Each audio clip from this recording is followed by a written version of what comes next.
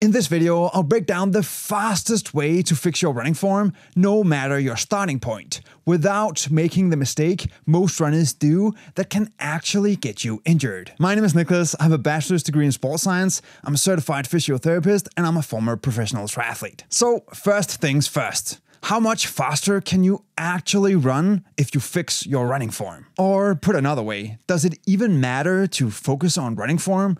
Can't we just run more? Well, this systematic review and meta-analysis from 2024 looked at 51 studies on the effect of running biomechanics on what's called running economy. Running economy being how efficiently you can use energy when you run. They found that biomechanics alone explain about 4 to 12% of the differences in running economy between runners. That means how you move, your posture, your stride, and your muscle coordination can make you up to 12% more efficient. And I don't know about you, but I'd really love to have those 12%.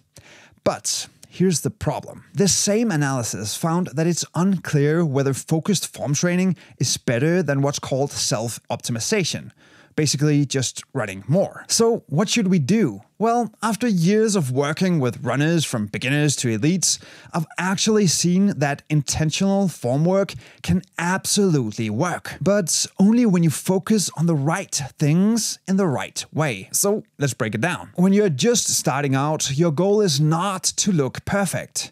It's just to become more aware of how you run. The truth is, most beginners overthink it. They try to fix everything at once and end up just getting frustrated and even injured sometimes. So instead of changing your stride or your posture straight away, just start by noticing how you run and noticing how other people run. Here's exactly what you can do. Start by filming yourself running for 20 to 30 seconds from the side and from behind at your normal, comfortable pace. Now, don't judge yourself, just see what it looks like, and then start observing how other runners move compared to you, especially elite runners or fast runners in your area. Notice the differences between them and you in their stride, in their posture, and generally just in their rhythm. Your only goal here is awareness, because if you can't see what you do, you can't change it. Once you've done that for a few weeks and you're running consistently, you can move on to the next stage, which is where we start to optimize. So back when I was studying physiotherapy, I had a teacher who was obsessed with what's called gait analysis,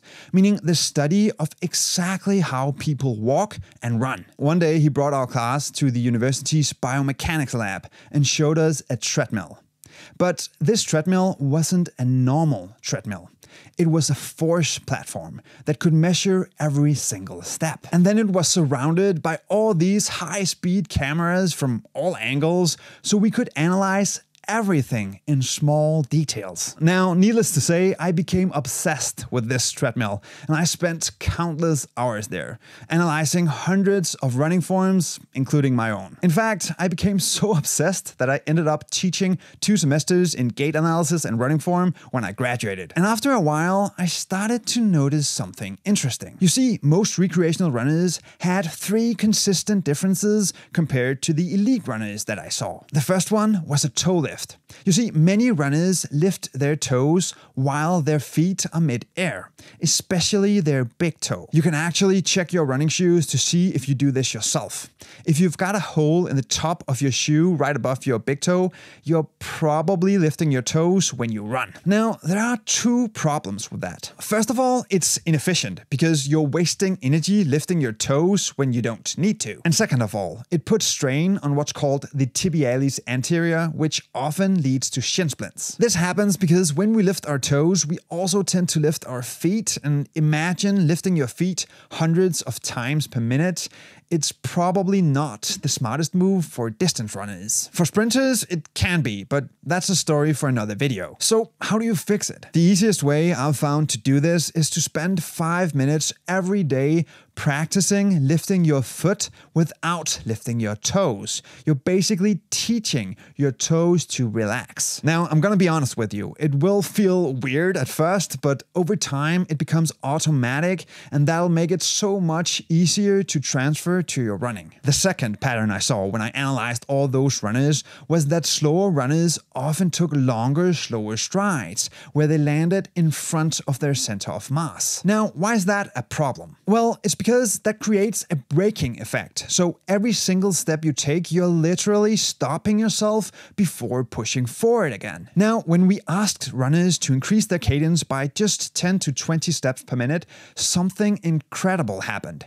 Their strides shortened and they started landing underneath their body. Suddenly, they spent more of their energy moving forward instead of up and down. And to be honest, I've also seen people who increase their cadence and all of a sudden, if they have shin splint pain, it disappears. So even though there's nothing magical about increasing your cadence, sometimes it just fixes a bunch of the other stuff. Now, I will warn you, changing your cadence will be hard at first. That's because your body is optimized for running the way you do right now. So when you change your running form, you'll go through a short period of adjustment before it begins to feel natural and easier. The easiest way I've found to make this transition is to treat training your cadence like doing intervals. So for example, during your easy runs, you can add 2 times 5 minutes where you increase your cadence but try to keep the same pace. Then gradually extend it to 2 times 10 minutes, then 2 times 20 minutes until the higher cadence feels natural. The final thing I noticed is that elite runners maintained stable open hips,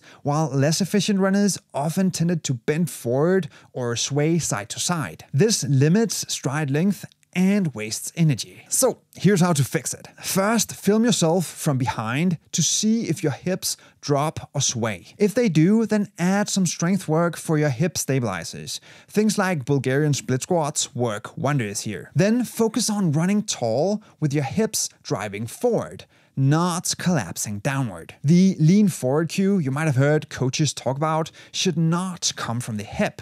It should come from the ankles. Now, these 3 things alone, relaxing the toes, improving cadence, and stabilizing your hips, has helped more runners than I can count. But when you've mastered the basics, it's time to do some refinement. You know, the little things that separate great runners from elite runners. Now it's time to look at all the small details, like your arm swing, or where you have your toe off, or how much you can relax in the muscles that are not working hard. You see, the best runners in the world look effortless, because they are. They're experts at relaxing and saving energy in anything that is not helping them go forward. At this stage, the goal is to find one small detail at a time, and then work on that for a month or 2, film yourself again, then find a new small detail, and then keep refining. Now, before you go out and try to fix every small detail, I need to tell you about one of the biggest mistakes I see when it comes to running form, and it's this: trying to run in a new way by just switching from one day to the next. This approach comes with a huge risk of injury. You see, when you change anything in your stride, your muscles start to work in a new way. And that means that some muscles might get a lot more load than they are used to. So if you just go out and smash them, the chance of injury gets very high. That's why there are 2 golden rules when it comes to fixing your running form. First, treat it like interval training.